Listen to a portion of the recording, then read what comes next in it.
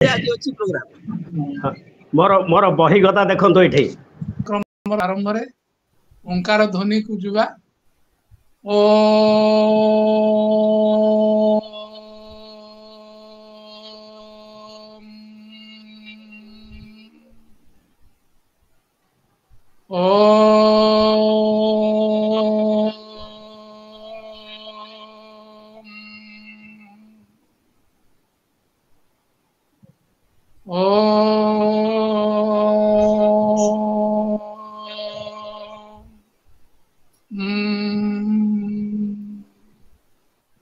ओंकार ध्वनि शेष है समस्त प्रणाम जय जगन्नाथ जय जगन्नाथ जय जगन्नाथ जय जगन्नाथ बहुत बहुत धन्यवाद भाई जहा प्रत्येक कार्यक्रम अयम आरंभ ओंकार ध्वनि आरंभ साहित्य कवि बंधु परिवार यही अनुभव ठाकुर कार्यक्रम आज आम 2-3 मिनिट स्वागत संगीत टी निश्चित भाव श्रवण करवा मु अनुरोध करी साहित्य कवि बंधु परिवार राज्य संयोजक श्रीजुक्त रतिनारायण राउत महोदय को आज कार्यक्रम से जगन्नाथ पाद पद्म आम निजक समर्पित स्वरूप भगवत चरण रे समर्पित हेबा आ भगवत कथा श्रवण करवा भगवान से भजन को श्रवण करवा सुस्वागत भाई आपन को अनुरोध करुच्ची आज कार्यक्रम रे जगन्नाथ भजन परिवेशन करने सुस्वागत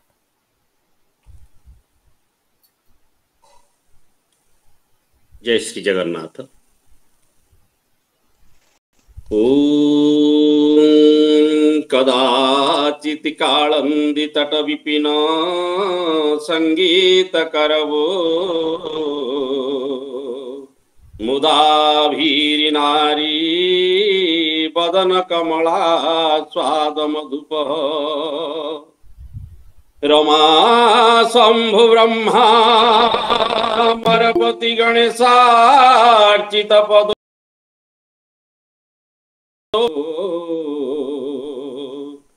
जगन्नाथ स्वामी नयन पथगामी भवतु मे जगन्नाथ स्वामी नयन पथगामी भवतु मे। जय श्री जगन्नाथ। समस्त विज्ञ प्राज्ञ गुरु पितृतुल्य पंडित मंडली मोर आभु प्रणाम। उपस्थित आम परिवार समस्त कर्मकर्ता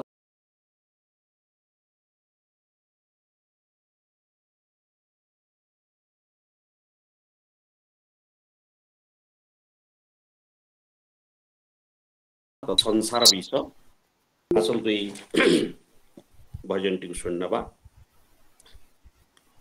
भज रे मानस भज ओंकार भज ओंकार भज भज रे मानस भज ओंकार भज ओंकार भज ओंकार ब्रह्मं को करीण ध्यान ब्रह्मानंद साथे होई जालिन ओंकार ब्रह्मं को करीण ध्यान ब्रह्मानंद साथे होई जालिन त्रिकूट स्थान रे लगारे मन दर्शन देवे मधुसूदन भज रे मानस भज ओंकार भज ओंकार भज नित्य वृंदावने चालीछि नाट जीव परमर हेउछि भेट तृतीय नयने देख रे देख आज्ञा चक्रे भेट हेब श्रीमुख भय रे मानस भय ओंकार भय ओंकार भय राम कृष्ण राम दुई अक्षर नयन पितुरा भाव मंदिर जेते जपुथिले नाम सुंदर तोरिबाकु एही भव सागर भय रे मानस भय ओंकार भय ओंकार भय मानसे चिंतिले मुरलीधर विजय हेबे तोर हृदय कंदर रत्न सिंहासन भाव रसिक ओल्हाई आसीबे शुणी तो डाक भज रे मानस भज ओंकार भज ओंकार भज मन चैतन दे लगाई साकेत वैकुंठू आसीबे धाई मन चैतन दे लगाई साकेत वैकुंठू आसीबे धाई तोरुद मंदिर करिबे बास धोई नेबे जेते संसार विष धोई नेबे जेते संसार विष भय रे मानस भय ओंकार भय ओंकार भय भय रे मानस भय ओंकार भय ओंकार भय। जय जगन्नाथ। बहुत बहुत धन्यवाद भाई। खूब सुंदर भाव रे ओंकारमय भगवतमय खूब सुंदर भाव रे आपण को कंठरे गाइचंती आ समस्तंकर हृदय को एक प्रकार जीति जाइचंती आज यही ओंकारमय कवितारे ए ओंकारमय भजन रे आज ये अनुभवर ठाकुर कार्यक्रम अयम आरंभ रे ए भगवत चिंतनर भगवत समर्पणर अनन्य सृष्टिटी आपण समस्त को भेटी देइथिबारु आपण को अशेष अशेष धन्यवाद आ शुभेच्छा। आमे जीवा परवर्ती कार्यक्रम को समय उपस्थित हो गलानी। आजिर एई अनुभवर ठाकुर रे आजिर प्रथमे आमे सुनिबा निश्चित भाव रे पवित्र कथा भगवान कथा से दिव्य कथा श्री जगन्नाथ तत्व कथा। आजिर आलोचक भाव रे अछंती आम सहित अति परिचित वेदांतविद पंडित प्रवाचक यशस्वी कथाभ्यास श्रीजुक्त गोपाल कृष्ण पंडा महाभागे आज्ञा को निवेदन सह आमंत्रण करुची आजिर आलोचना मंच रे व्यासासन को सुस्वागत आपण को आजिर ए कथा आई अनुभवर ठाकुर कार्यक्रम रे आपणकर आलोचना आरंभ करिवे। सुस्वागत सह शाब्दिक शुभेच्छा और स्वागत। हरि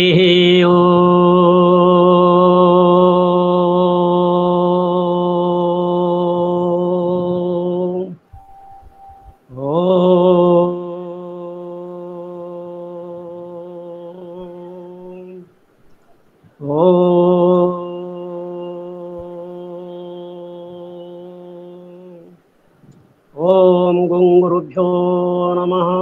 ओम गं गणपतये नमः। ओम ऐं सरस्वती नमः। ब्रह्मानंदं परमसुखदं केवलं ज्ञानमूर्ति द्वन्द्वातीतं गगनसदृशं तत्त्वमस्यादिलक्ष्यम् एकं नित्यं विमलमचलं सर्वाधिसाखिभूतं भावातीतं त्रिगुणरहितं सद्गुरुं त्वं नमामि। जस्यांतनादिमध्यं नहि करचरणं नाम गोत्रं न सूत्रं नो जाति नैव वर्णं न भवति पुरुषो नो नपुंस न च स्त्री नाकार नो विकार नहि जनिमरणं नास्ति पुण्यं न पापं न तत्त्वं तत्त्वम् एकं सहज समरसं सद्गुरुं त्वं नमामि। नीलाचल निवासाय नित्याय परमात्मने बलभद्र सुभद्राभ्यां जगन्नाथाय ते नमः। कृष्णाय वासुदेवाय देवकी नंदनाय च नंदगोपकुमाराय गोविंदाय नमो नमः। कस्तूरितिलकं ललाटपटले वक्षस्थले कौस्तुभं नासाग्रे वरमुक्तं करतले वेणुकरे कङ्कणं सर्वांगे हरिचन्दनं सुललितकण्ठे च मुक्तावळि गोपस्त्री परिवेष्टिता विजयते श्रीगोपालचूडामणि। नीलाम्बुजश्यामलकोमलाङ्गं सीतासमारोपितवामभागं पाणौ महाशायकचारुचापं नमामि रामं रघुवंशनाथं कर्पूरगौरं करुणावतारं संसारसारं भुजगेन्द्रहारं सदा वसन्तं हृदयारविन्दे भवं भवानी सहितं नमामि। सर्वमंगलमांगल्ये शिवे सर्वार्थसाधिके शरण्ये त्र्यंबके गौरी नारायणी नमस्तुते। जय नारायणी नमस्तुते जय नारायणी स्तुते जय नारायणी नमस्तुते। सद्गुरुदेव स्वामी शिवानंद महाराज, परम पावन सद्गुरुदेव स्वामी चिदानंद महाराज, जगतरनाथ जगन्नाथ महाप्रभु, मर्यादा पुरुषोत्तम श्री रामचंद्र भगवान, लीला पुरुषोत्तम जगत गुरु श्री कृष्णचंद्र भगवान, प्रेम पुरुषोत्तम चैतन्य महाप्रभु एवं आजिर यही अधिवेशन रे उपस्थित थिबा आमर समस्त यही साहित्यिक बंधु परिवार बालेश्वर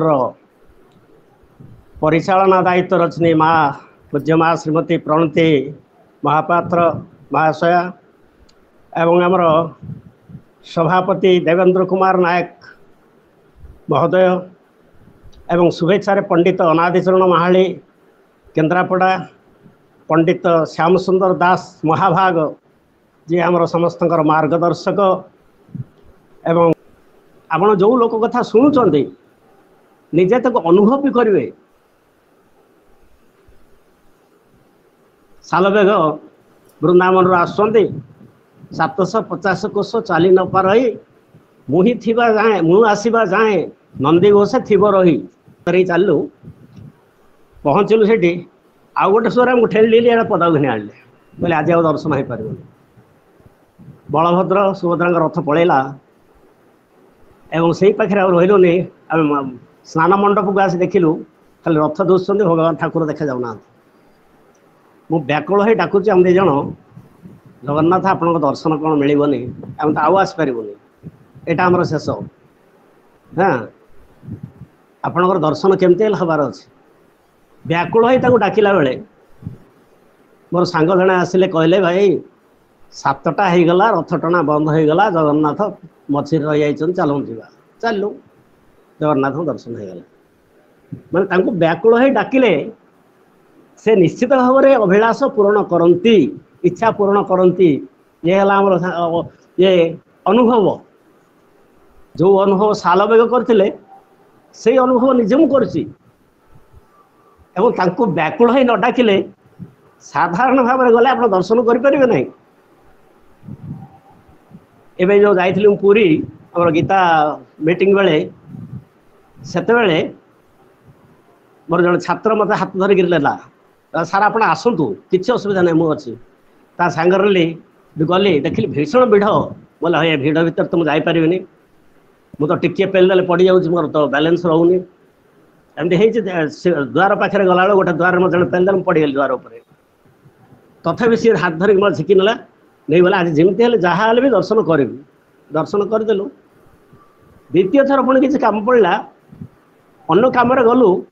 ମୁଁ ଭାବିଲି ଆଜି ଆସିଛି ତ ଆଉ ଥରେ ସୁଯୋଗ ମିଳିବ, ଆଉ ଟିକେ ଦର୍ଶନ କରିଦେବା। ଆଉ ଦେଖନ୍ତୁ ଗଥର ଯେମିତି ଦୃଢ଼ ଥିଲା, ଯେମିତି ହେଲେ ଦର୍ଶନ କରିବି, ଏଥର ଦୃଢ଼ ଭାବ ନାହିଁ। ଯେମିତି ହେଲେ ଯାଉଛି ତ ଜଗନ୍ନାଥ ପାଖକୁ ଆଉ ଥରେ ପଳେଇବା, ଯାଇପାରିଲି ନାହିଁ। ସମସ୍ତେ କହିଲେ ଆପଣ ଗହଳି ଭିତରେ ଯାଇପାରିବେନି, ସିନିୟର ସିଟିଜେନ୍ ପାଇଁ ଗୋଟେ ଅଲଗା ରାସ୍ତା ଅଛି, ସେ ବାଟରେ ଯାଆନ୍ତୁ। ଭାରି ଖୁସି ହେଇ ପଳେଇଲୁ 2 ଜଣ ଯାକ।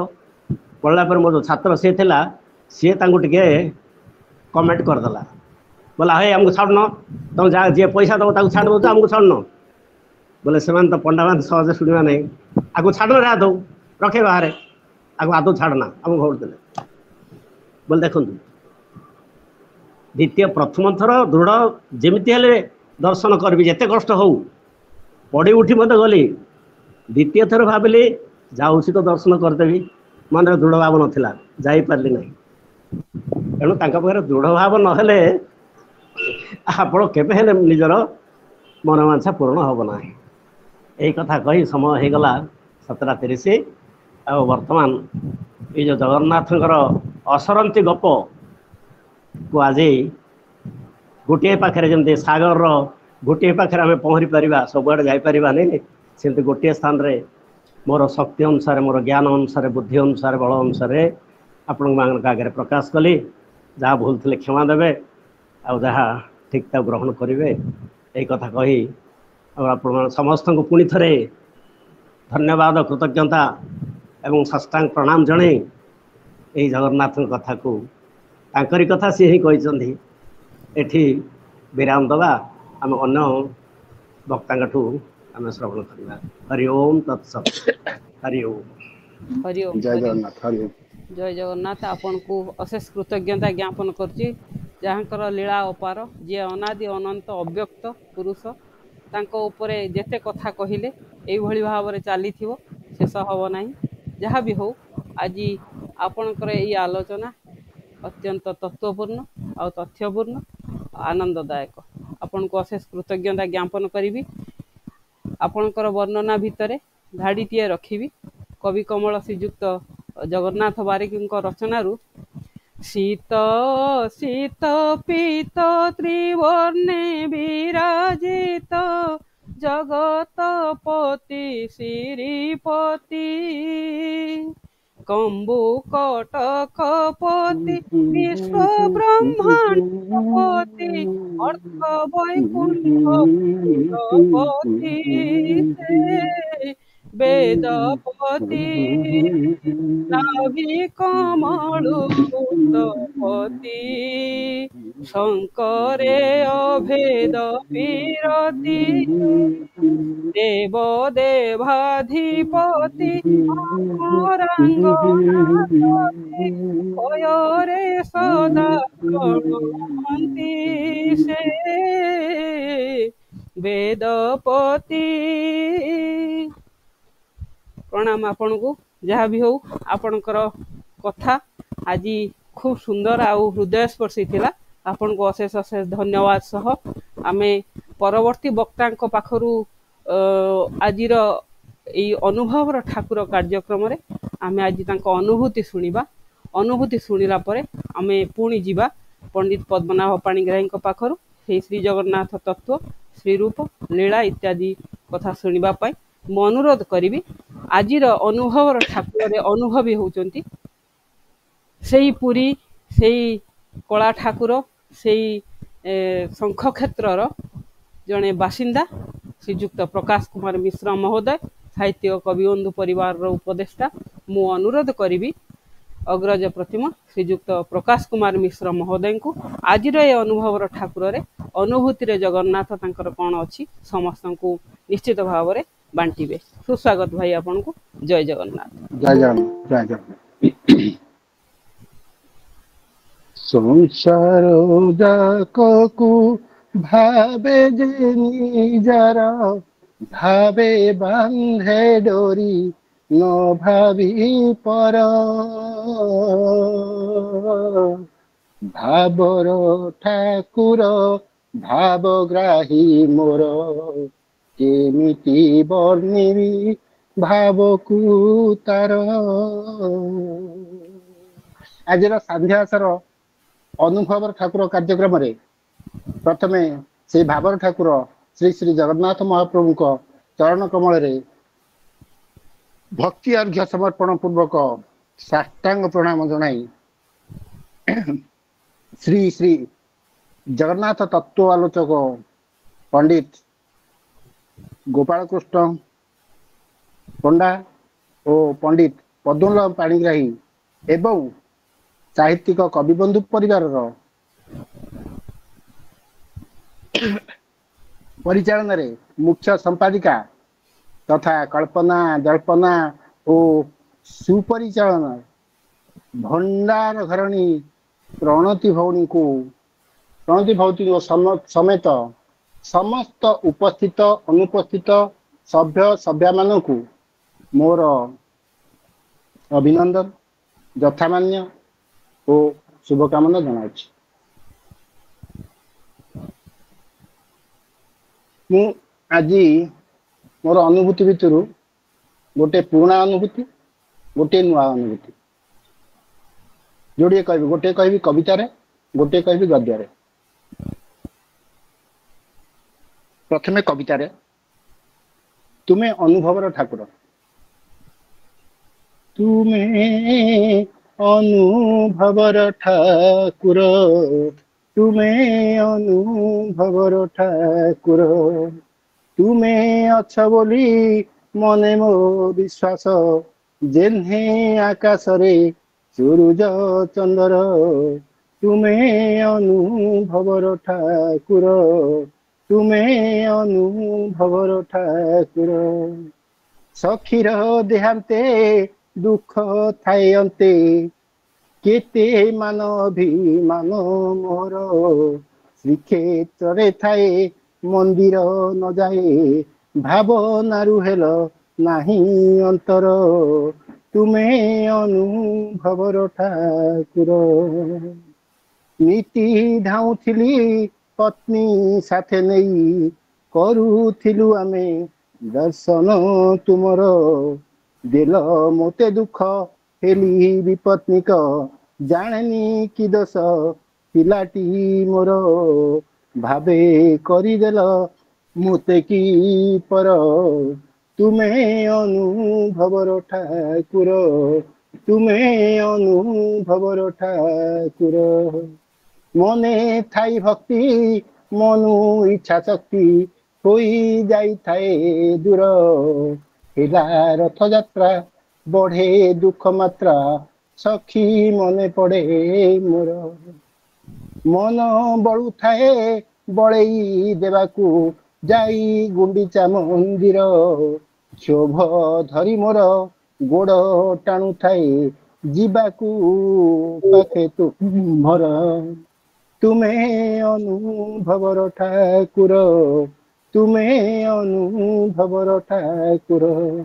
ରଥର ଦଉଡ଼ି ଲଗାଇଲ ମୋତେ, ରଥର ଦଉଡ଼ି ଲଗାଇଲ ମୋତେ, ବାନ୍ଧି ନେଲ ମନ ମୋର, ଦଉଡ଼ିଲି ମୁହିଁ ଟାଣିନି କେମିତି, ଦଉଡ଼ି ଛୁଏଁ ତୁମର, ଦଉଡ଼ି ଛୁଏଁ ତୁମର, ତୁମେ ଅନୁଭବର ଠାକୁର। ଦେଖୁଥାଏ ତୁମ ଚକା ଆଖି ସିନା, ଆଖି ଆଖି ସଖୀ ନାଚଇ ମୋର, ଆଡ଼ ଆଡ଼ ହୋଇ ଆଡ଼କା ହୋଇଲି, ଛାଡ଼ି ଆଡ଼ପ ମନ୍ଦିର, ତୁମେ ଅନୁଭବର ଠାକୁର। ଟାଣି ନେଲ ମୋତେ ମହାଦଧି ତଟେ, କରି କିଣିଆ ମନ୍ତର, ଟାଣି ନେଲ ଆଖି ଦେଖିଲି ମୋ ସଖୀ, ତରଙ୍ଗେ ମୁହଁଟା ତାର, ତୁମେ ଅନୁଭବର ଠାକୁର। ଦେଖିଲା ମୋ ଆଖି ହସୁଥାଏ ସଖୀ, ପାଖେ ମୂରତି ତୁମର, ନୀଳ ପୟୋଧିରେ तरंग मालारे आळती करे तू मोर उछुली पड़ुछि हस जुआर तुमे अनुभवर ठाकुर चमकी पड़िली आखि मଳି देली विश्वास हेलानी मोर रथ लागिबणी चाल बड़ दांड शुभे सखी कंठ तोर तुमे अनुभवर ठाकुर फेरी मु आसिली छाई परी किए संगे आसुथिला मोर मझिरे मझिरे गहली भितरे लागू थाए हाथ टाणे के मोर भाविली ठाकुर बुझंती अंतर दियंती कृपा नजर तुमे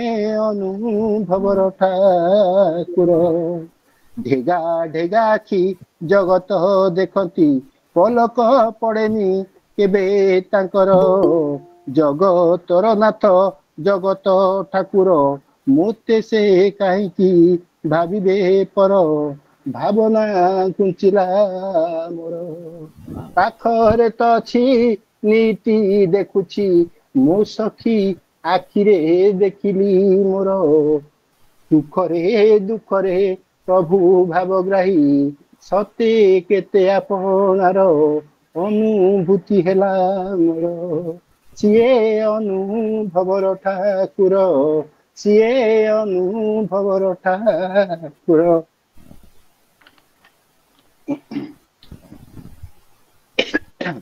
द्वितीयटी कहबी मोर दीर्घ 44 वर्षर तलर गोटे अनुभव ता पूर्व टिके दीपद ठाकुर को जेते चिंता कले किछि नहीं लाभ जेते चिंता कले किछि नहीं लाभ कपाल लिखन अवश्य घटिब हे जन्मदाता भाग्य विधाता हे जन्मदाता भाग्य विधाता जुआड़े नेउछि भाग्य नेउ जुआड़े नेउछि भाग्य नेउ महाबाहु जहा तुम इच्छा ताहा हेउ जोड़ी थिबा दुख फेड़िबो बाकिए जोड़ी थिबा दुख फेड़िबो बाकिए बुणी थिबा पाप गुणी होई जाए हरिबाकु शक्ति अछि काऊ महाबाहु महाबाहु जहा तुम इच्छा ताहा हेउ बंधनी भितरे दया थाऊ हाथ पाती अछि तुमरी पाखरे करुणा भंडार खोला थाऊ करुणा भंडार खोला थाऊ अनुभवर ठाकुर रे मोर अशरीरी ऊपर गोटे कहानी मुख्य आजिकाली घटना नुहे किंतु काली परी लगे मते से अनुभूति जीवन यात्रार अंका बंका सुदीर्घ सड़क पथरे अतिक्रम करी करी यह भितरे 44 वर्ष अतिक्रांत हो गलानी बहु अनुभूति और अनुभव भितरे गोटे अशरीर अभुला कहानी एबे भी मानस पटरे उंकी मारे बेले बेले आज अनुभवर ठाकुर कार्यक्रम रे आज आपण मान सम्मुखें यही कहानी रखी 1980 मसीहा कथा मुझे पुरी तहसिल कार्यालय प्राय वर्षे हेब चाकरी करता है प्रतिदिन साक्ष्यपाल पुरी जीवा आसवा करे मासिका टिकेट पड़ू मात्र 6 टंका 40 पैसा पर हठात बढ़ी 9 टंका 40 पैसा हो आउ प्राय आम अधिकांश डबल टी जाऊ डबल टी माने विथ टिकेट और विदाउट टिकेट मध्य किसी तारतम्य आमको जना पड़े आराम रे एसी बगी बसीगले भी कौ टीटी टिकेट मागे सांग पिला माने भी कॉलेज पढ़ु था भी कॉलेज गला पिला परी खंडे डायरी हाथ धरी जाए सका घरे जहाँ दुईटा तरबर खाई घर घर 8:30 बाहरी पड़ी साइकेलटा स्टेशन पाखरे गोटे दुकान रखिदे 9टा भितर जो ट्रेन हेले भी बस पड़े से सिनेमा देखा मोर गोटे निशा थाए पुरी से लक्ष्मी जनता और श्रीकृष्ण 3टी हल थाए जिते बड़े जो फिल्म पड़िला कोटा मिस करेनी noon show matinee show routine show सब देखे फेरला बेलू को राति 10:40 लास्ट ट्रेन तालचेर सबुदिन परी मु से दिन आसी प्लाटफॉर्म रे पूरा इंजिन पाखरे प्रतीक्षा करता है कारण मते आगरे बसिले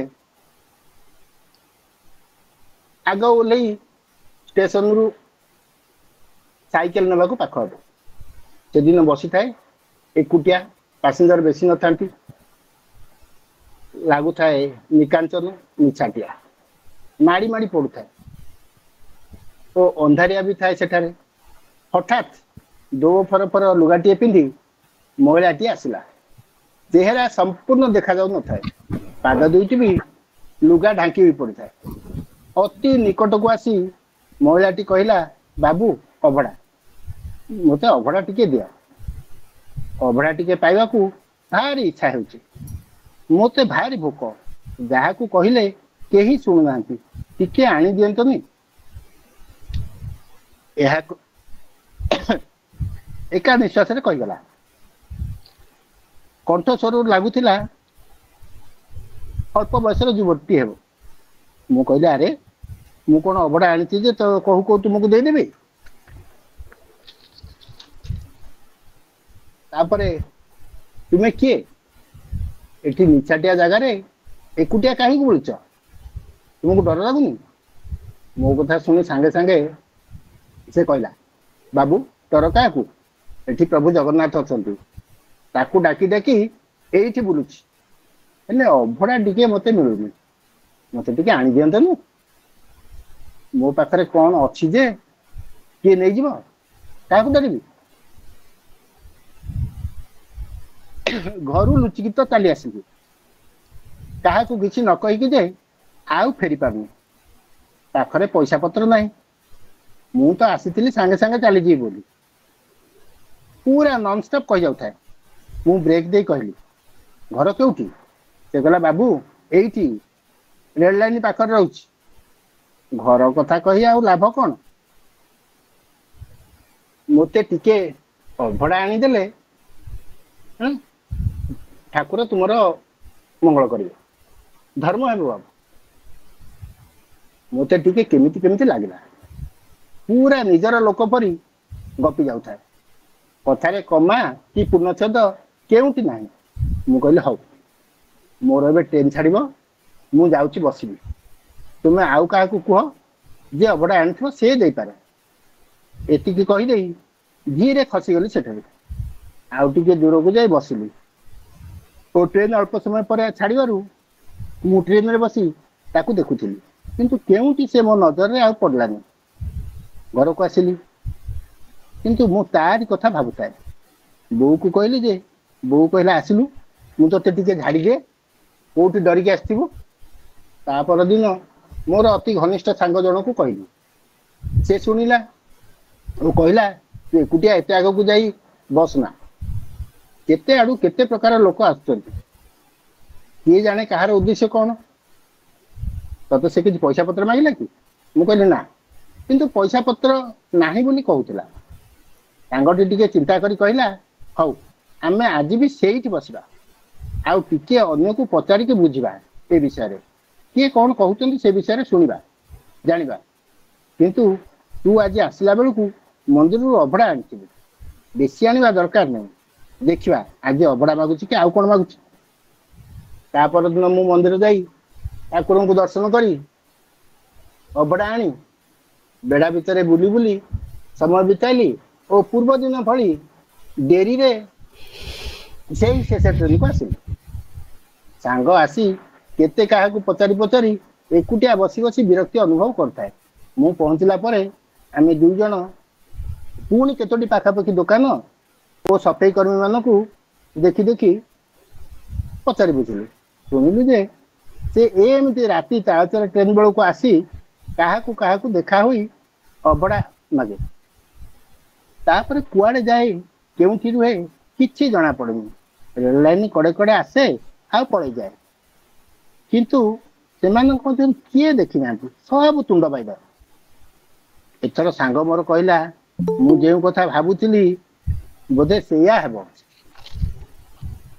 मु कौतूहल होई पचारली को कथा मते किछि लुचाउ कि रे से कहला तू डरबिन तो मु कहली एथरे डरिबार कोन अछि ता कहला आज जदि तोते देखा हुए तेबे तू एकुटिया ता सेथरे जाई परिबो निर्भय मु कहली भय कोन मोर कांधरे ब्रह्म पैता अछि आ पाखरे महाप्रसाद डरिबार किछि नै तापर से तो अबड़ा मागिछि ता साथरे जिबार प्रश्न उठि कोन सांग हसिला कहला नाई रे मु परा जदी लगाइछि हौ आज जदि आसी अबड़ा मागे तेबे ताकू देबू जमा डरिबुनी तू जा काली जोउठी बसिथिलु सेठी बसिथिलु से जेमिति कहबो सेमिति करिबु मु दूर रही तो ऊपर नजर रखी मन रखिबू ते तोर किछि करबनी डर लागिले गायत्री मंत्र बोल देबू मन मन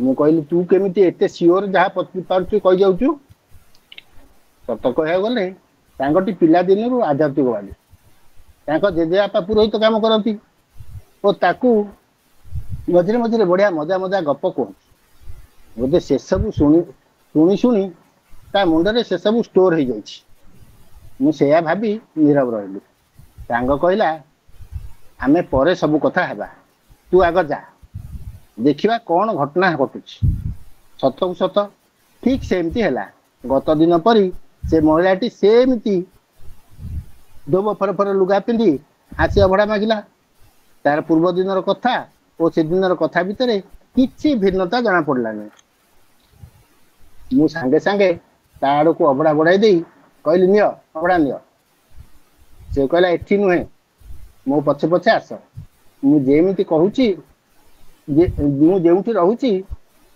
टिके सेठी के आन दिया कहि दे आउ से न रही आगे आगे चलला सत्य जेमिति तार पाद तले लागु न थाए छाईटे भासी गला परी आपे आगे आगे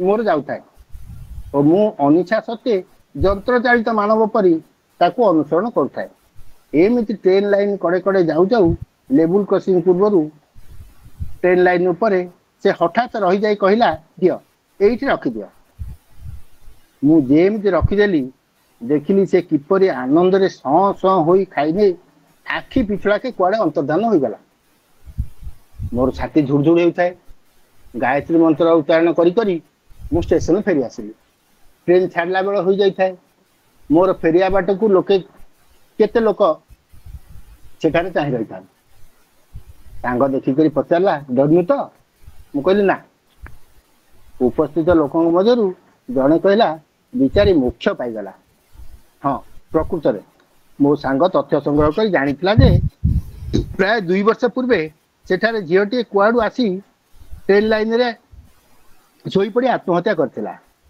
तार किछि परिचय भी मिलला नहीं किंतु ता परे परे सेठारे एमती स्त्री लोकटी अबड़ा टिके दियो दियो बोली मागिबार सुना जाए मु ट्रेन रे बसी थाए आ ट्रेन चल थाए नीरवता भांगी मु पचारली बिजू तू कौन ए सब जानिथिलु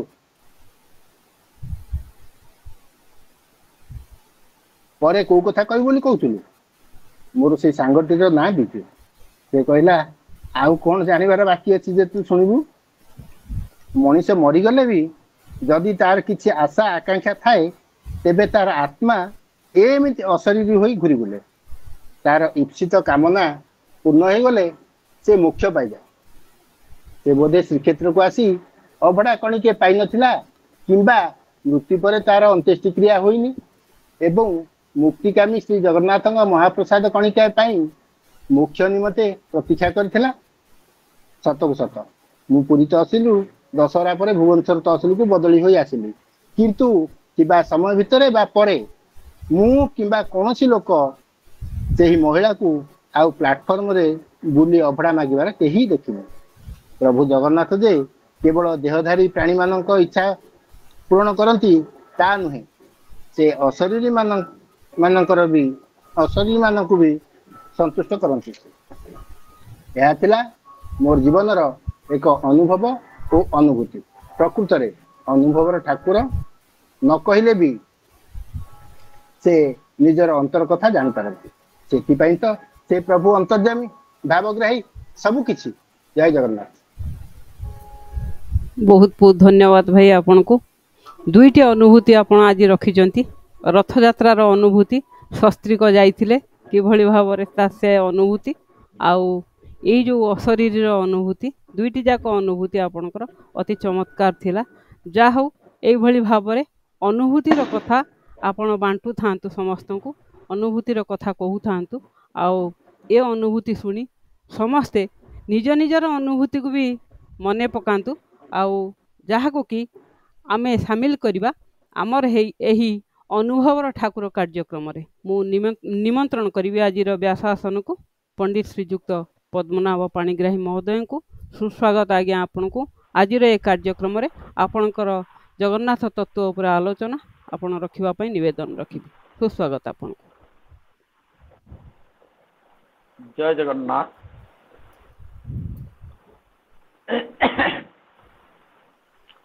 ओ मंगलम जोगी वर्जाय महनीय गुणार्थये गंगा तीर निवासाय शिवानंदाय मंगलम भक्त हृद निवासाय चिदानंदाय मंगलम। नीलाद्रौ शंख मध्ये शतदल कमले रत्न सिंहासनस्थम सर्वालंकार जुगतम नवघन रुचिरं संयुक्तम चाग्रदेन भद्राया वाम भागे रथ चरणदूतम ब्रह्मरुद्रेन्द्र वंद्यम वेदानां सारमेकं सगण परिवृतम ब्रह्मदारू नमामि। नीलाद्रि कंदरानंदी मंदरालय वंदितम वंदे वंदारु मंदारम इंदिरा मंदिरं भजे। अनंत कोटि ब्रह्मांड नायक अशरण शरण रक्षक महाबाहु सचिदानंद परमात्मा परमेश्वर जगतरनाथ जगन्नाथ चरण कमल रे ये अधमर अनंत कोटि प्रणाम। साहित्य कवि बंधु परिवार बालेश्वर सभापति महोदय एवं संपादिका महोदया समस्त सदस्य सदस्या कवि साहित्यिक विद्वान पंडित मंडली को मोर सारस्वत प्रणाम। कहार ना नहीं पारुनी समय अतिबाहित तेणु क्षमा करेंगे। समस्त को मोर सारस्वत प्रणाम। जाऊ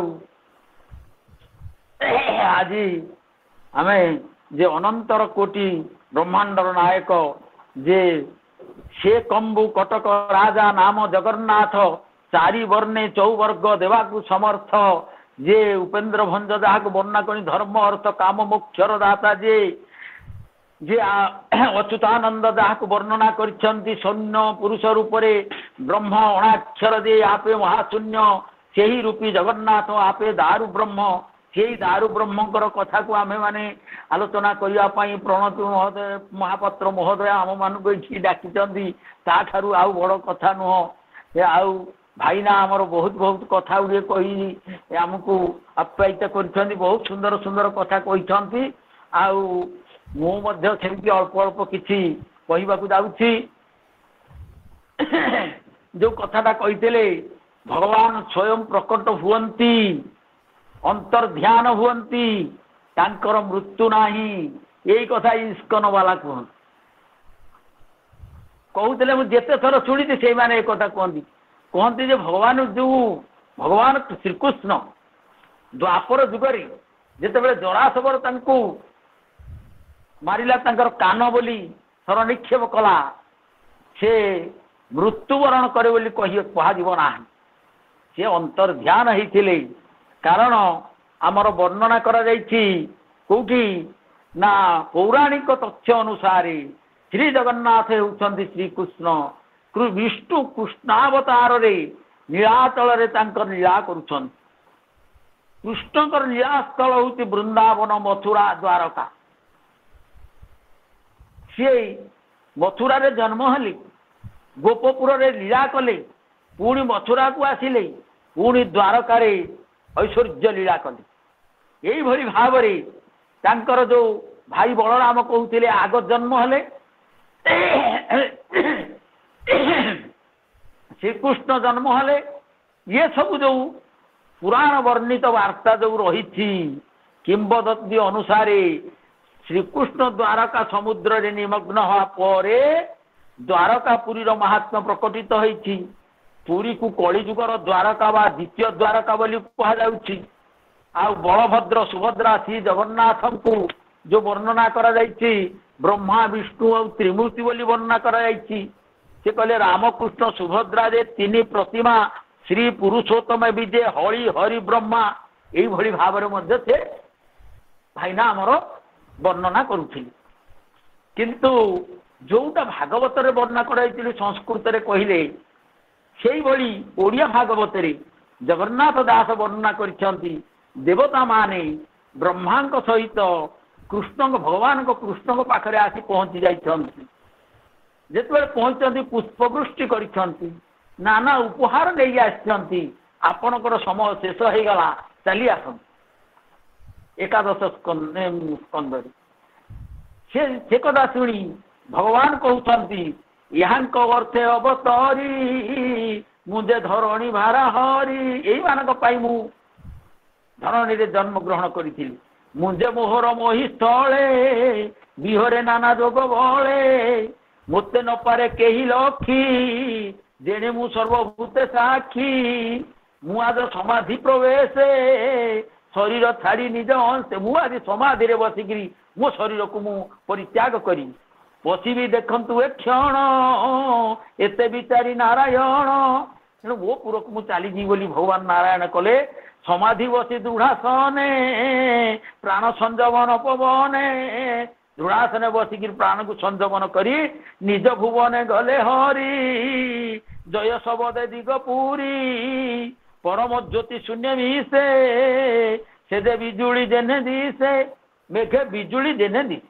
ଏଇଭଳି ଭାବରେ ଭଗବାନ କ'ଣ କଲେ, ନିଜେ ସମାଧି ବଳରେ ନିଜ ସ୍ଥାନକୁ ଅନ୍ତର୍ଧ୍ୟାନ ହେଇଗଲେ। ଯୋଉଟା ପ୍ରକଟ ହେଲେ ଅନ୍ତର୍ଧ୍ୟାନ ହେଇଗଲେ। ଆଉ ଯୋଉ ନାଭିରେ ତାଙ୍କର ଯୋଉ ନୀଳ କ'ଣ ଇନ୍ଦ୍ର ନୀଳମଣି ସଦୃଶ ତାଙ୍କ ନାଭିରୁ ଯୋଉ ରହିଗଲା, ସିଏ କାଷ୍ଟରେ ମିଶିଲା, ଇଏ କେବଳ ମହାଭାରତରେ ବର୍ଣ୍ଣନା କରାଯାଇଛି। ତେଣୁ ଆମେ ଯଦି ସେ ତତ୍ତ୍ୱ ଅନୁସାରେ ଯିବା, ଇଏ ପ୍ରକୃତ ତତ୍ତ୍ୱ ହେଉଛି ଭଗବାନ କ'ଣ କରିଛନ୍ତି ନା ସ୍ୱୟଂ ପ୍ରକଟ ହେଉଛନ୍ତି। ପ୍ରତ୍ୟେକ ଯୁଗରେ ପ୍ରଭୁ ସାକାର ରୂପରେ ପ୍ରକଟ ହୋଇଛନ୍ତି, କିନ୍ତୁ ଭଗବାନ କଳି ଯୁଗରେ ଜଡ଼ ରୂପରେ ଜନ୍ମ ସୃଷ୍ଟି ହେଇଛନ୍ତି, ଜଡ଼ ରୂପରେ ପ୍ରକଟ ହେଇଛନ୍ତି। ଜଡ଼ ଭିତରେ ଯଦି ଚୈତନ୍ୟ ଶକ୍ତିକୁ ଆଣିପାରିବା, ଭକ୍ତ କେବଳ ସେ ଚୈତନ୍ୟ ଶକ୍ତିକୁ ଆଣେ। ତେଣୁ ହିରଣ୍ୟ ଗର୍ଭ ସମବର୍ତ୍ତତାଗ୍ରେ ଭୂତସ୍ୟ ଦାତ ପ୍ରତିରେକ ଆସି, ସିଏ ହେଉଛନ୍ତି ହିରଣ୍ୟ ଗର୍ଭ। ସିଏ ସମବର୍ତ୍ତତ ଅଗ୍ରେ, ସେ ଅଗ୍ର ସୃଷ୍ଟି ଆଦି ଦେବ। ସିଏ ସମସ୍ତ ସୃଷ୍ଟିର ଆଦିରୁ ରହିଛନ୍ତି। ସେ ସମସ୍ତଙ୍କର ସ୍ୱାମୀ, ସେ ଏକ। ସେ ଚାହିଁଲେ ଏକରୁ ଅନେକ ହୋଇପାରୁଛି। ସେଇ ହିରଣ୍ୟ ଗର୍ଭ ଯେତେବେଳେ ସୃଷ୍ଟି ହେଲେ, ଯୋଉଟା କୁହାଯାଏ ଦାରୁ ଭିତରେ ଆସିକିରି ସିଏ ସ୍ୱୟଂ ପ୍ରକାଶିତ ହେଲେ। ଆମେ ଦେଖିବା କେତେକ ଜାଗାରେ କ'ଣ କ'ଣ ବର୍ଣ୍ଣନା କରାଯାଏ। ଏଇ କ୍ଷେତ୍ର ହେଉଛି ମହାନ କ୍ଷେତ୍ର। ଏଇ କ୍ଷେତ୍ର ହେଉଛି ଯୋଉ ଶ୍ରୀକ୍ଷେତ୍ର ବୋଲି କୁହାଯାଉଛି। ପୁରୁଷୋତ୍ତମ କ୍ଷେତ୍ର ବୋଲି ଯୋଉ କଥାଟା ବର୍ଣ୍ଣନା କରୁଥିଲେ ଭାଇନା, ପୁରୁଷୋତ୍ତମ କ୍ଷେତ୍ର ଆମର ଯୋଉ ଗୀତାର ପୁରୁଷୋତ୍ତମଙ୍କ ସହିତ ଏଇ ପୁରୁଷୋତ୍ତମଙ୍କର ତୁଳନା କରିଥିଲେ। ଏଇ ପୁରୁଷୋତ୍ତମ କ୍ଷେତ୍ର ହେଉଛି ଏଇଭଳି କ୍ଷେତ୍ର। ଏଇ କ୍ଷେତ୍ରରେ ଯମରାଜଙ୍କର କର୍ତ୍ତୃତ୍ୱ ନାହିଁ। ସାଗର ତଟକ ଠାରୁ ଅକ୍ଷୟ ବଟ ପର୍ଯ୍ୟନ୍ତ ଯୋଉ ସ୍ଥାନ, ଏଇ କୀଟପତଙ୍ଗ ମନୁଷ୍ୟ କେହି ଦେହ ତ୍ୟାଗ କଲେ ଭଗବାନ ଠାରେ ସେ ମୁକ୍ତି ତତ୍ତ୍ୱ ପ୍ରାପ୍ତ ହୁଅନ୍ତି, ମୁକ୍ତି ପାଇଯାଆନ୍ତି ବୋଲି ସ୍କନ୍ଦ ପୁରାଣରେ ବର୍ଣ୍ଣିତ ହେଇଛି। ସିନ୍ଧୁ ରାଜସ୍ୟ ସଲୀଳାତ୍ ଯାବନ ମୂଳମ୍ ବଟସ୍ୟ ବୈ, କୀଟ ପକ୍ଷୀ ମନୁଷ୍ୟାଣ ମରଣାତ ମୁକ୍ତି ଦୋ ମତ। ତେଣୁ କୀଟ ମନୁଷ୍ୟ ପକ୍ଷୀ କୀଟ ପତଙ୍ଗ ସିନ୍ଧୁ ରାଜସ୍ୟ ଶରୀରାତ ଯାବନ ବଟସ୍ୟ ବଟ ପର୍ଯ୍ୟନ୍ତ ଯୋଉମାନେ ଅଛନ୍ତି ସେମାନେ ଏ ସଂସାର ମୁକ୍ତି ହେଇଯାଆନ୍ତି। ତେଣୁ ଏଇ ମୁକ୍ତି ନାମ ହଉଛି ସାଜୁଜ୍ୟ ମୁକ୍ତି। ଯୋଉ ଚାରିଟା ମୁକ୍ତି ଅଛି ସାଜୁଜ୍ୟ ମୁକ୍ତି। ସ୍ୱର୍ଗମର୍ତ୍ତ ପାତାଳରେ ଅବସ୍ଥିତ ଏଇ ଯୋଉ 3 କୋଟି ସଂଖ୍ୟକ ତୀର୍ଥ ମଧ୍ୟରେ ଏକମାତ୍ର ପୁରୁଷୋତ୍ତମ କ୍ଷେତ୍ର ହଉଛି ସେ ମୁକ୍ତି ହଉଛି ସାଜୁଜ୍ୟ ମୁକ୍ତି। ସ୍କନ୍ଦ ପୁରାଣର ଉତ୍କଳ ଖଣ୍ଡର 4ର୍ଥ ଅଧ୍ୟାୟରେ ବର୍ଣ୍ଣନା କରାଯାଇଛି ତେସାଂମୟଂ ତୀର୍ଥରାଜ କୀର୍ତ୍ତିତଃ ପୁରୁଷୋତ୍ତମ ସର୍ବେସାଂ ମୁକ୍ତି କ୍ଷେତ୍ରାଣ ଇଦଂ ସାଜୁଜ୍ୟମିଦଂ ମତଂ। ଏଇଟା ସାଜୁଜ୍ୟ ମୁକ୍ତି ବୋଲି ଏଥିରେ ବର୍ଣ୍ଣନା କରାଯାଏ।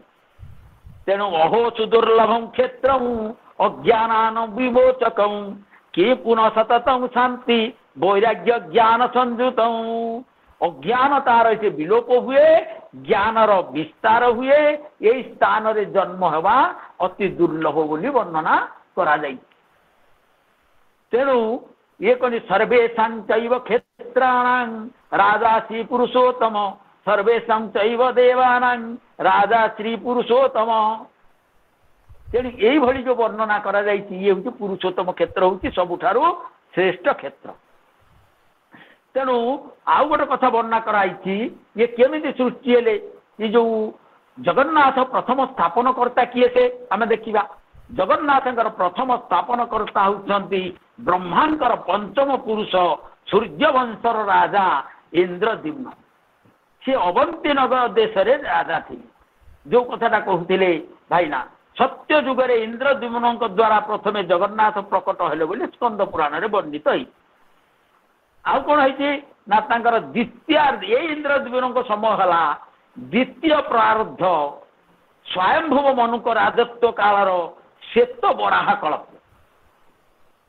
ତେଣୁ ଏତେବେଳକୁ ଦାରୁ ପୂଜା ଆରମ୍ଭ ହୋଇଥିଲା। ଏଇ ଇନ୍ଦ୍ରଦ୍ୟୁମ୍ନକୁ ଶ୍ରୀମନ୍ଦିରର ଶ୍ରାଦ୍ଧ ପରମ୍ପରା ଅନୁସାରେ ଆଶ୍ୱମେଧି ଇନ୍ଦ୍ରଦ୍ୟୁମ୍ନ ବୋଲି କହନ୍ତି। କେହି ଇନ୍ଦ୍ରଭୂତି ବୋଲି ମଧ୍ୟ ତାଙ୍କୁ କୁହାଯାଏ।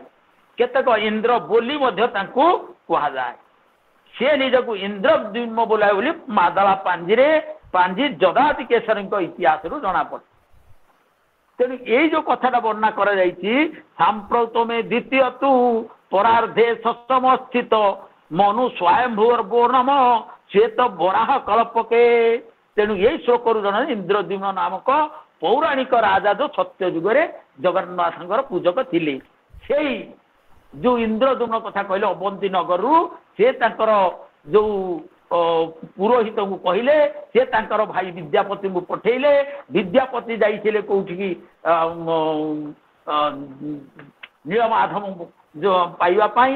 ବିଶ୍ୱାବସୀଙ୍କ ସାକ୍ଷାତ ହେଲା। ସେଇଠୁ ତାଙ୍କ ସହିତ ସାକ୍ଷାତ ହୋଇ ତାଙ୍କୁ ଆଣିବା ପାଇଁ ଯାଇଥିଲେ। ତାପରେ ସେ ନୀଳମାଧବ ଯିଏ ଇନ୍ଦ୍ର ନୀଳମଣି ସଦୃଶ ଯୋଉ ତାଙ୍କର ବର୍ଣ୍ଣ ସେ ଅନ୍ତର୍ଧ୍ୟାନ ହେଇଯାଇଥିଲେ। ଆଉ ଗୋଟେ ଆମେ ଦେଖିବା ନୃସିଂହ ପୁରାଣରେ କଣ ବର୍ଣ୍ଣନା କରାଯାଇଛି। ନୃସିଂହ ପୁରାଣରେ ବର୍ଣ୍ଣନା କରାଯାଇଛି ଯେ ନୀଳଗିରି ଇଏ ଅନୁଯାୟୀ ସାଧାରଣ ଭୂଖଣ୍ଡ ମାତ୍ର ନୁହେଁ। ଏକଦା କୃଷ୍ଣବଲ୍ଲଭ ରାଜାଙ୍କ ଗୃହରେ ଶ୍ରୀ ନାରାୟଣ ଅନନ୍ତ ଜନ୍ମ ଲାଭ କରିଥିଲେ। ଆନନ୍ଦ ବନ ନାମକ ସ୍ଥାନରେ ସେ ବାସ କରୁଥିଲେ। ହିରଣ୍ୟ ଓ ହିରଣ୍ୟାକ୍ଷର ମୃତ୍ୟୁରେ କ୍ରୋଧାନ୍ୱିତ ହୋଇ ମୂଳ ଦାନବ ଅନନ୍ତ ନାରାୟଣଙ୍କୁ ମୃତାହତ କରିବା ଉଦ୍ଦେଶ୍ୟରେ ଆନନ୍ଦ ବନକୁ ଉତ୍ପାଟନ କରି ସମୁଦ୍ର ଗର୍ଭକୁ ଫିଙ୍ଗି ଦେବାର କଳ୍ପନା କଲା। ଏଇ କଥା ଜାଣି ମନ୍ତ୍ରୀକେ ବୋଇଲେ ଦେଖ ମୋ ବଳବୀର୍ଯ୍ୟମାନ ଆନନ୍ଦ ବନ ଖଣ୍ଡକ ଦେବ ଉପାଡ଼ି ମରନ୍ତୁ ଯେ ଦୁଇ ଭାଇ ସିନ୍ଧୁ ମଧ୍ୟ ପଡୁ। এইভাবে যেতবে কহিলে ইহা দেখি মহাপ্রভু দামোদর কোণ চিন্তা কলে না আনন্দ বন অত্যন্ত পবিত্র, ইয়ে ঔষধীয় বনরে পরিপূর্ণ, আকু এইটি রখিলে হবনি, সেনু সে উপরকু স্বর্গকু নেইগলে, সেইটি সে হয়ে গেল নন্দন কানন। আউ কোণ কলে না স্বর্গর করে ইন্দ্রপুরের নন্দন কানন উপরে অবস্থান হেলা। আউ কিন্তু মহাপ্রভু কোণ আউ স্থির কলে এ আনন্দ বন হেব যে নন্দন বন, যজ্ঞ বেদী পড়ু যাই নীলগিরি স্থান, গুণ্ডিচা নগরে পুরুষোত্তমে যাই পড়ি, রহিবে তহিরে প্রভু নীলগিরি ছাড়ি, বসিবে বাহুডা বিজে সারি নীলাচল, एकथा कली जुगरे देखिए सकल तेणु से कौन कले जो यज्ञ बेदीटा को लेकिन से पकईदे नीलाचल सी होगला नीलगिरी आरप मंडप जाई हेउ यज्ञ बेदी एतक पंची आनंद हेले दया निधि जो जन्म हेले आरप मंडप जगन्नाथ सृष्टि हेले श्री यज्ञ बेदी पुरुषोत्तम देले संति नृसिंह विहार करती जे कालवंती तेणु से यज्ञ करते 10,000 वर्ष काल अश्वमेध यज्ञ करते इंद्रद्युम्न से यज्ञ कला नृसिंह रूप से आविर्भाव हेले से नृसिंह रूप से आविर्भाव हुई तापर आमर जगन्नाथ आविर्भाव तार होती नृसिंह से कहले केमती लगी कौटी बांकी मुहाण काठ लगिला से दारू केमिति आसीबो तापर कहवा ये जो कहले कहीं ना ये हूँ नित्य रास स्थल यही जो नृसिंह पुराण में वर्णना कराई तेणु यज्ञ बेदी जो व्यतीत महाप्रभु श्रीजन जो नित्य रासस्थली भाव नीलाचल को मान्यता दि जाइए कौटी ना बदरिका आश्रम शेष नृसिंह जन्म नेला सेठारे नारी माने महाप्रभु शेष नृसिंह सहित रास क्रीड़ा करने निमित्त इच्छा प्रकाश कले नृसिंह सहित रास क्रीड़ा निमित्त इच्छा प्रकाश करू भगवान ताको प्रतिश्रुति देले तुम्हें माने मोर नित्य सहचरी तेणु अवतार रे तुम मान सहित रहिबो राम अवतार रे तुम्हें रहिले मध्य मो सांगे तुम्हें रास करि परिबो नाही द्वापर रे मो सहित रास करिवो तेणु श्रीकृष्ण अवतार दे हेबी यह एका मुही 32 सहस्र तुम्हें 16 सहस्र जीव गोपरे जन्मी गोपिका नाम बोलाइब तुमको घेरिन रास करी जमुना तुम्हें जे मोहर रास प्राणबंधु सीना से ही अवतार शेषे कली जुगे जाई नीलगिरी जगन्नाथ बोलाई मुही तुम्हें 16 सहस्र रु अधे कन्या जीव पंडा पढ़ियारी पशु पालक होइब चंगड़ा मेका पदे दहिता पति होई सेवा पूजा करुथिबो मो पाखरे रही यही भली भाव तुम रही आउ जो गुंडिचा मंदिर रे जो 9 दिन जाई रहंती प्रभु निज हृदय भीतर शरीर गोपी मान को सृष्टि करी रास लीला करती माधुर्य लीला रत्न सिंहासन ऐश्वर्य लीला करती आउ गुंडिचा मंदिर रे आरप मंडप रे से कौन करती माधुर्य लीला समापन करती से जिते बड़े 10,000 वर्ष सृष्टि कले तापर से दारू आनिया को जाइछन दारू जिते लगिगला से दारू सदरे आसी पारला ना स्वप्न रे कहले राजा कौन कले दारू आनिया जिते से कहले जो दईता आउ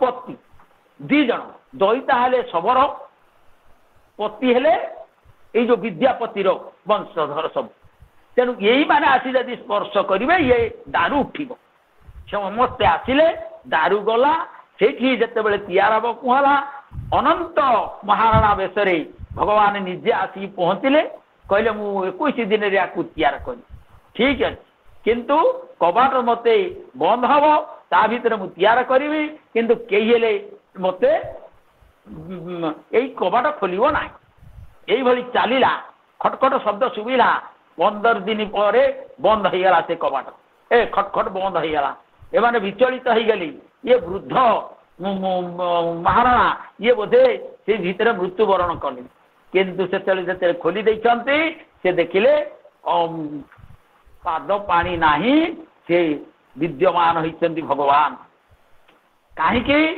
ना आपण माने लक्ष्य करନ୍ତୁ से अनंत महाराणा यदि चाहते भगवान कृष्णंकर मूर्ति श्यामल वर्ण मूर्ति सुंदर भाव तैयार कर चाहिए से प्रभु रामचंद्र भली सुंदर मूर्ति प्रतिष्ठा कर दे पारि यही भली विचित्र मूर्ति कहीं कर ना आपण मैंने लक्ष्य करूँ कहीं 10,000 वर्ष यज्ञ कला नृसिंह कहीं आविर्भाव हेले नृसिंह अवतारटा कौन ना सी नर सिंह सी अपूर्व मूर्ति अव्यक्त अरूप तेणु से भली से कौन कले मन पड़ जाइए बोधे सहस्र शीर्ष पुरुष सहस्रपात सहस्राक्ष सहस्रपात ये जो रही आमर पुरुष सूक्त तांकर वेदर मनरे आसी जाइए से संगे संगे कौन कले 3टा मुंडली बुले दे ତିନିଟା ମୁଣ୍ଡଳି ବୁଲେଇ ଦେବାରୁ ସେ ଭିତରେ ସୃଷ୍ଟି ହେଇଗଲେ ବ୍ରହ୍ମା ବିଷ୍ଣୁ ମହେଶ୍ୱର। ସେଇ ତିନି ମୁଣ୍ଡଳି ଭିତରେ ରହିଗଲେ। ଆଉ ତାରି ଭିତରେ ସେ ସୃଷ୍ଟି କରିଦେଲେ ଜଗନ୍ନାଥ ବଳଭଦ୍ର ସୁଭଦ୍ରାଙ୍କର ମୂର୍ତ୍ତି। ସିଏ ଅପୂର୍ବ, ହାତ ନାହିଁ, ଗୋଡ଼ ନାହିଁ, କିଛି ନାହିଁ, କାନ ନାହିଁ, କିଛି ନାହିଁ। ତେଣୁ ସେ ମୂର୍ତ୍ତି ତିଆରି ହେଇଗଲା, ସେ ଅପୂର୍ବ ମୂର୍ତ୍ତି। ସେ କେମିତି ମୂର୍ତ୍ତି ତିଆରି ହେଲା ନା ତାକୁ ଯୋଉ ବର୍ଣ୍ଣନା କରିଛନ୍ତି, ଯୋଉ ସହସ୍ର ଶୀର୍ଷା ପୁନଃ ଅପାଣି ପାଦ ବୋଲି ବର୍ଣ୍ଣନା କରାଯାଇଛି। ତେଣୁ ଆଦି ଶଙ୍କରାଚାର୍ଯ୍ୟ ମଧ୍ୟ ତାଙ୍କ ବ୍ରହ୍ମରେ ମଧ୍ୟ ଜନ୍ମାଦ୍ୟସ୍ୟ ଦତଃ ବୋଲି ବର୍ଣ୍ଣନା କରାଯାଇଛି। ସିଏ ହେଲେ ସୃଷ୍ଟି ସ୍ଥିତି ଲୟ, ସିଏ ହେଲେ ବ୍ରହ୍ମା ବିଷ୍ଣୁ ମହେଶ୍ୱର। ବିନୁ ପଦ ଚଲଇ ସୁନହି ନାହିଁ କାନା, କର ବିନୁ କରମ କରଇ ବିଧିନାନା, ଆନନ ରହିତ ସକଲ ରସ ଭୋଗୀ, ବିନୁ ବାଣୀ ବକତା ବଡ଼ ଯୋଗୀ। ଆପଣ ମାନେ ଜାଣିଛନ୍ତି ତାଙ୍କର ହାତ ନାହିଁ, ହାତ ବଢେଇକିରି ନେଇଗଲେ ତାଠୁ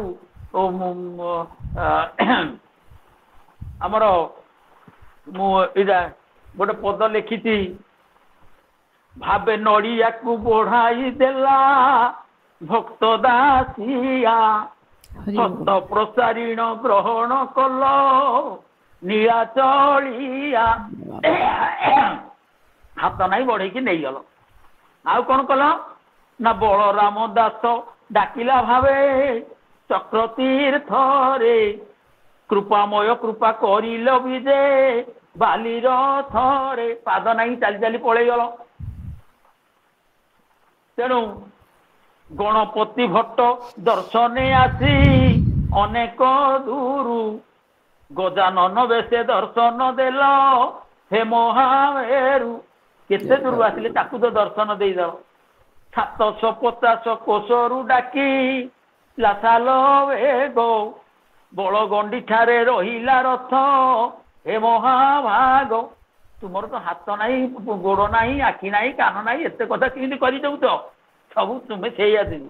ବନ୍ଧୁ ମହାନ୍ତି କି ପରଶି ଅର୍ଣ୍ଣ ରତ୍ନ ଥାଳିରେ, ଦୀନବନ୍ଧୁ ନାମ ବହିଲ ଧନ୍ୟ ଭବ ସଂସାରେ। ତମେ ହାତ ନାହିଁ, ଗୋଡ଼ ନାହିଁ, ସବୁ ସେମିତି କରିଦେଉଛନ୍ତି। ଏଇ ଯୋଉ ପ୍ରକାର ତିଆର କରିଦେଲେ କାହିଁକି ନା ଭଗବାନ ନିଜେ ନିଜକୁ ସୃଷ୍ଟି କରିଦେଲେ ସ୍ୱୟଂଭୂ ସ୍ୱତନ୍ତ୍ର। ସେ ତାଙ୍କୁ ଯେତେବେଳେ ସେ ନିଜେ ତିଆର କରିଦେଲେ, ସେ ଏମିତି ସୁନ୍ଦର ରୂପ କଲେ ନାହିଁ। କିନ୍ତୁ ସେଇ ଅରୂପ ଭିତରେ ଯୋଉ ରୂପ ଯେତେ ବେଶ ହେଇଯାଉଛନ୍ତି, ଆହା ହା କି ସୁନ୍ଦର ସେ ଦେଖାଯାନ୍ତି, କି ସୁନ୍ଦର ତାଙ୍କର ରୂପ। ଗରୁଡ଼ ପଥରେ ଡାକଇ ମୁହିଁ ହୋଇଆ ତୁର, କଣ୍ଠ ଗଦ ଗଦ ନୟନୁ ମୋର ବହଇ ନୀର, ଜନମେ ଜନମେ ତୋ ପାଦ ପଦ୍ମେ ରହୁ ମୋ ମନ, ତୋର ନାମ ଧ୍ୟାଇ ସଂସାରେ ସରୁଇ ଯାଉ ମୋ ଦିନ। ଏଇ ଯୋଉ ଭକ୍ତ ଡାକୁଛି କି ସୁନ୍ଦର ଭାବରେ। ତେଣୁ ସେ ହେଉଛନ୍ତି ସେ ଦାରୁ ବ୍ରହ୍ମ। ସେ ଦାରୁ ବ୍ରହ୍ମ ମୂରତି ମୁଁ ଦେଖିଲି ବୋଲିବ, ଯମନିକ ବନାଇବେ ଚାଲନ୍ତୁ ହେ ଦେବ ବୋଲି ସେ ଯୋଉ ସାରଳା ମହାଭାରତରେ ବର୍ଣ୍ଣନା କରାଯାଇଛି, ଦାରୁ ବ୍ରହ୍ମ ବୋଲି ମଧ୍ୟ ବର୍ଣ୍ଣନା କରାଯାଇଛି। କାହିଁକି ସିଏ ସେଇ ଯୋଉ ଦାରୁ ବ୍ରହ୍ମ ଆଗରୁ ସେ ଦାରୁର ମଧ୍ୟ ରହିଛି କିଛି ଗୋଟିଏ। ତେଣୁ ସେଇ ଦାରୁ ବ୍ରହ୍ମ କାହିଁକି ମୁଁ ଟିକେ କହିବି, ସମୟ ଅଛି କି? ସମୟ ଅଛି କହିବି? ଆଜି ଆଦିବାସୀ ଶବର ପୂଜିତ ଦାରୁ ବ୍ରହ୍ମ କାହିଁକି ଦାରୁ ହେଲେ ନା ସେତେବେଳେ ସେ ହେଉଛନ୍ତି ଶବର ଦେବତା। ସେତେବେଳେ ଆଦିବାସୀ ମାନେ ବୃକ୍ଷର ଉପାସନା କରୁଥିଲେ। ସେଇ ବୃକ୍ଷ ଉପାସନା କରିବାରୁ ସେମାନେ କ'ଣ କହୁଥିଲେ ନା ବୃକ୍ଷରୁ ଖଣ୍ଡେ କାଠ କାଟି ନିର୍ଦ୍ଦିଷ୍ଟ ଆକୃତିର ଖମ୍ବ ନିର୍ମାଣ କରୁଥିଲେ। 3ଟା ଖମ୍ବ ସେ ତିଆର କରୁଥିଲେ। ସେଇ 3ଟା ଖମ୍ବକୁ ସେ ତିଆର କରି ସେଇ ଖମ୍ବ ଦେବତାଙ୍କୁ ସେ ଜଗନ୍ ବା ଜଗନ୍ତ ବୋଲି କହୁଥିବାର ଆଗରୁ ଜଣାଯାଏ। ତେଣୁ ଇଏ ହେଲେ ଜଗନ୍ନାଥ ବୋଲି କେତେକ ଗବେଷକ ତାକୁ ପ୍ରମାଣ କରନ୍ତି। ଆଉ କ୍ଷେତ୍ର ନିରାଚଳ ପୂର୍ଣ୍ଣ ଦାରୁ ବ୍ରହ୍ମ ସ୍ୱରୂପିଣମ୍ କପିଳ ସଂହିତାରେ ସେଇଥିପାଇଁ ବର୍ଣ୍ଣନା କରାଗଲା ଦାରୁ ବ୍ରହ୍ମ।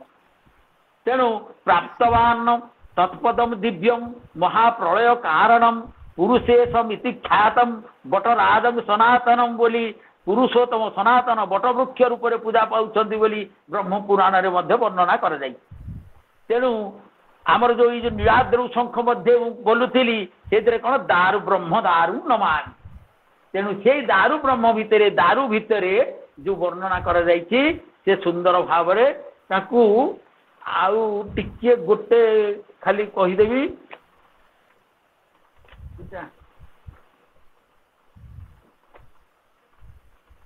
କୋଉଠି ରହିଗଲା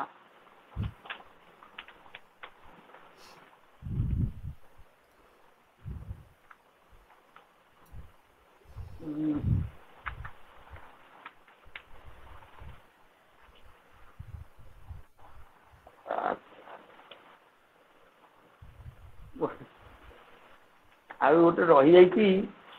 ଆଚ୍ଛା ସି ଆମର ଯୋଉ ଜଗନ୍ନାଥ ଦାରୁ ବ୍ରହ୍ମ ହେଲେ ତାଙ୍କର ଯୋଉ ଆସିଲା ଆମର ଗୋମତୀ ନଦୀ ବା ଗୋମତୀ ନଦୀ ବା ଗଣ୍ଡକୀ ନଦୀ ସେ ହେଉଛି ନେପାଳରେ ଅବସ୍ଥିତ।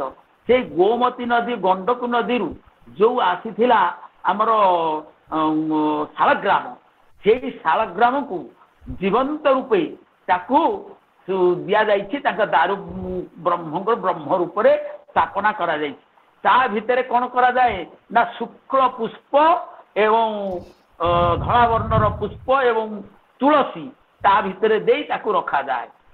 ବର୍ତ୍ତମାନ କାହିଁକି ନା ଆପଣମାନେ ଲକ୍ଷ୍ୟ କରିବେ ଇଏ ଗୋଟିଏ ଆପଣମାନେ ଯଦି ଯିବେ କୋଉଠିକି ଗଣ୍ଡକୀ ନଦୀ ବା ଗୋମତୀ ନଦୀକୁ ଯଦି ବାହାର କରିବେ ଯୋଉ ଶାଳଗ୍ରାମ ପ୍ରକୃତ ଯୋଉ ଓରିଜିନାଲ ଶାଳଗ୍ରାମ ମିଳେ ନାହିଁ। ତାର ଶାଳଗ୍ରାମ ମିଳିବ କେମିତି ନା ସେଇ ଶାଳଗ୍ରାମ କ'ଣ କରିବେ ନା ପ୍ରଭୁଙ୍କର ପାଦ ତଳେ ତୁଳସୀ ଅର୍ପଣ କରାଯିବ। ସେଇ ତୁଳସୀ ଅର୍ପଣ କରିକି ସେ ଛଡ଼ା ତୁଳସୀକି ନେଇ ଯଦି ସେଇ ଗଣ୍ଡକୀ ନଦୀରେ ସେ ଜଳରେ ପକେଇ ଦିଆଯିବ। ପକେଇ ଦେଲା ପରେ ସେଇ ଯୋଉ ଶାଳଗ୍ରାମ ଥିବେ ସିଏ ଆସିକି ତାକୁ ଖାଇବେ। ଯୋଉ ଶାଳଗ୍ରାମ ତାକୁ ଖାଇବେ ସେ ହେଉଛି ପ୍ରକୃତ ଶାଳଗ୍ରାମ। ସେଇଭଳି ଶାଳଗ୍ରାମକୁ ରଖାଯାଏ।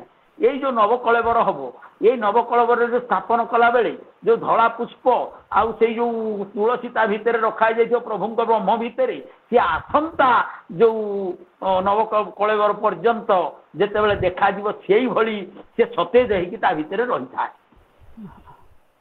ତେଣୁ ଇଏ ହେଉଛି ଜଗନ୍ନାଥ ଦାରୁ ବ୍ରହ୍ମଙ୍କର ହେଉଛି ଏଇ କଳିଯୁଗର ଚୈତନ୍ୟ ସତ୍ତା। ଯଦି ଭକ୍ତ ଜଗନ୍ନାଥଙ୍କର ଏଇ ଜଡ଼ ତତ୍ତ୍ୱ ଭିତରେ ଚେତନାକୁ ନେଇ ଆସେ ସେ ଜଡ଼କୁ ଚେତନ କରେ ଚେତନକୁ ଜଡ଼ ଯିଏ କରେ। ତେଣୁ ଜଗନ୍ନାଥ ତତ୍ତ୍ୱ ହେଉଛି ଅସୀମ। ତାକୁ ଗବେଷଣା କରିଛନ୍ତି ବହୁତ ଗବେଷକ। ଆମେ ହେଉଛୁ ନାମ ମାତ୍ର। ଆମେ ଶୁଣି ଶୁଣି ପଢ଼ି ପଢ଼ି କୋଉଠୁ ଜାଣିକିରି ଆପଣମାନଙ୍କ ଠାରୁ ଶୁଣି ଜ୍ଞାନୀ ଗୁଣୀମାନଙ୍କୁ ଶୁଣିକିରି କହୁଛୁ। କିନ୍ତୁ ଯୋଉ ଜ୍ଞାନୀ ଗୁଣୀମାନେ ଯୋଉମାନେ ଗବେଷଣା କରିଛନ୍ତି ଯୋଉମାନେ କହୁଛନ୍ତି ସେମାନେ ଆହୁରି ବହୁତ କଥା କିଛି କହିବେ। ଆଉ ମୁଁ ଯାହା ଅଧମ ଯାହା କିଛି ଅଳ୍ପ କିଛି ସଂଗ୍ରହ କରିଥିଲି କହିଲି। ଆଉ ଇଏ ତ ଜଗନ୍ନାଥଙ୍କର ମହାନ ତତ୍ତ୍ୱ ଯୋଉ କଥାଟା କହୁଥିଲେ ଅନନ୍ତ ତତ୍ତ୍ୱ ତାଙ୍କ ଭିତରେ ସେଇ ତତ୍ତ୍ୱର ସୀମା ନାହିଁ। ଆମେ ଭାଗବତ ତତ୍ତ୍ୱରେ କୃଷ୍ଣଙ୍କ ତତ୍ତ୍ୱ ଆମେ କୃଷ୍ଣଙ୍କର ପଢ଼ୁଛେ, ରାମଙ୍କର ରାମାୟଣରେ ପଢ଼ୁଛେ, କୋଉ କଥା ସବୁ ଅବତାର ବିଭିନ୍ନ ପଢ଼ୁଛେ। କିନ୍ତୁ ଜଗନ୍ନାଥଙ୍କ ତତ୍ତ୍ୱ ଏମିତି ଗବେଷଣା କରି କରି ବହୁ ଗବେଷକ ହାଲିଆ ହେଇଗଲେଣି ସେ ତାଙ୍କର ତତ୍ତ୍ୱ ଆଦି ଅନ୍ତ ପାଉନାହାନ୍ତି ତା ଭିତରେ। ଜୟ ଜଗନ୍ନାଥ। ବହୁତ ବହୁତ ଧନ୍ୟବାଦ। ହରିଓମ। ବହୁତ ବହୁତ ଧନ୍ୟବାଦ। ଆପଣଙ୍କୁ ଅଶେଷ କୃତଜ୍ଞତା ଜ୍ଞାପନ କରୁଛି। ଆପଣ ଖୁବ୍ ସୁନ୍ଦର ଭାବରେ ଆପଣଙ୍କର ରଚିତ ଗୋଟେ କବିତା ତାକୁ ପଢ଼ୁଥିଲେ। ମୋର ମନେ ପଡ଼ୁଛି ଗୋଟେ ପଦଟିଏ ମୁଁ ରଖିବି ନିହାତି। ନୀଳ ନୀର ନିଧି ନିକଟ ନୀଳ ନଗନର ନୀଳାମ୍ବୁ ନରେନ୍ଦ୍ର ନନ୍ଦିନୀ ନାଥ ନିଖିଳେଶ୍ୱର ନବୀନ ନିରଦ ନିନ୍ଦିତ ନୀଳ ମଣିନାଗର ନାକ ନାଗନର ନମସ୍ୟ ନଟ ବରନୃବର ନଳିନୀ ନନ୍ଦନ ନଗଜାନିଧି ନିର୍ଜର ନାଥ ନିରଜ ନିରଜା ନିରଜନାଥ ନାଗେନ୍ଦ୍ର ନାଥ।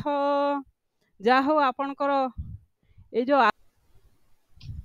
এই ସନ୍ଧ୍ୟାରେ ସମସ୍ତ ସଜ୍ଜନ ମଣ୍ଡଳୀଙ୍କୁ समस्त भक्तवृंद को आभू प्रणाम मोर टिके एठी मोर आदि मोर टिके भूल रही गला कारण हमर आगु जानिबार हिसाब रे हमर 7टा रु 8टा आवर कथा मुठीरे को दी जन कारण द्वापर रे हमर शिशुपाल दत्त थिले किंतु सेही मूर दारुण प्रकृति जय विजय कि नहंती कारण जय विजय तीनोटी जन्म पाए अभिशप्त होता समय मूर एवं दारुण होती शेष नृसिंह द्वारा हत होता से जय विजय बोल पढ़ी पुणी अनंत नारायण कथाटा आज पंडित भी प्रकाश कर तेणु आमर जो 24टा अवतार श्रीमद भागवत ये शेष नृसिंह एवं अनंत नारायण कथा नहीं कृष्ण बलराम कथा अच्छी रामचंद्र इत्यादि कथा अच्छी किंतु यही मानकर कथा नहीं कहवा तात्पर्य है विभिन्न समय भिन्न भिन्न भाव भगवान अस्तित्व को भक्त स्वीकार कर एटा तो आगु कथा हेतली गत थर भी मो किछिटा सम्यक सूचना देथिली जे अर्जुन द्वारा भगवान श्री कृष्ण सबू पड़िला किंतु नाभि पद्म पड़िला नहीं जोटा कि सी आज गोपाल कृष्ण पंडा महोदय पिता कहते हाथ गोड़ पड़गला किंतु गंडीटा पड़िला नहीं जो कथा मोर जानवर से नाभि पद्म कहती इत्यादि तो कथा हूँ विभिन्न समय ये भक्त मान मन रे विभिन्न प्रकार आंदोलन माने मनटा आंदोलित हो ये जो भगवान ये तो प्रकृति विभिन्न समय आसंती विभिन्न अवतार लेकिन आसंती केवल ये जो 24टा कहवाटा भूल 24टा कहवाटा निश्चित भाव में भूल सेटा 24टा प्रधान अवतार हो पारते किंतु जब जब होई धर्म की हानि बाढ़ असुर अधम अभिमानी तब तब धरी प्रभु विविध शरीरा विभिन्न समय रे सीए एठिके भागवत मध्य गोटा कथा लेखा अछंती गजराज को उद्धार करबा पई भगवान गौड़ पृष्ठ रे लक्ष्मी को धारण करी आसिकरी एडा अवतार हे नथले से स्वयं अवतार पळे आइथिले आसिकरी सुदर्शन ग्राह को निवार करके गजराज से कथा भी आमर से किंतु ये जो नृसिंह शेषकर कथा नहीं किंतु नृसिंह पुराण अंतर्गत ये सब निश्चित भाव स्कंद पुराण जो कथा कहते पंडित जी उत्कल खंड रे से काले मु पाइबे कि से भगवान श्रीकृष्ण महाभारत अच्छी बोध हुए व्यासदेव रचित संस्कृत महाभारत देखला बढ़िया लगुच खोजा श्रीकृष्ण किंतु श्रीकृष्ण को दहन कला लिखाई से नाभि पटना मोर इच्छा था व्यासदेव लिखि था कि